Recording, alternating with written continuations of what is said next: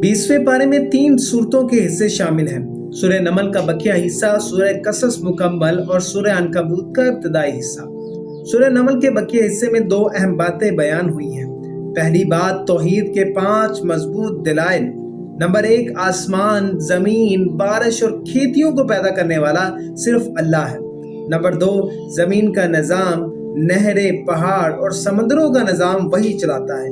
Number 3, मजबूर, बीमार और बेबस लोगों की फरियाद सुनने वाला भी सिर्फ अल्लाह ही है। नंबर 4, खुश्की और समंदर की तारीकियों में रास्ता दिखाने वाला ही अल्लाह है और हवाओं का निज़ाम भी उसी के हुक्म से चलता है। नंबर 5, पहली बार भी इंसान को उसी ने पैदा किया और दोबारा भी वही जिंदा करेगा और रिज़्क देने वाला भी सिर्फ अल्लाह ही है। दूसरी बात, क़यामत का बयान।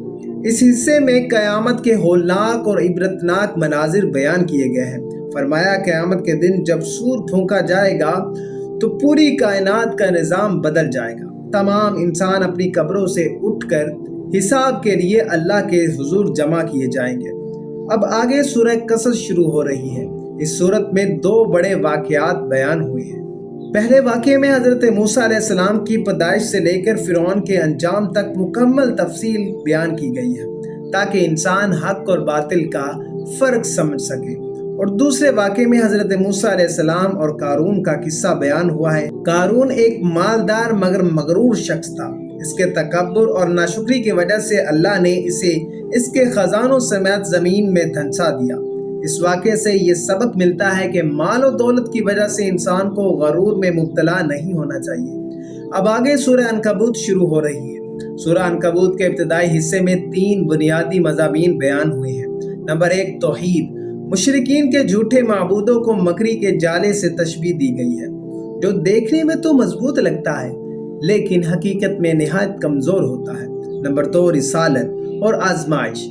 फरमाया कि अल्लाह के रास्ते में आजमाइशें ज़रूर आती हैं।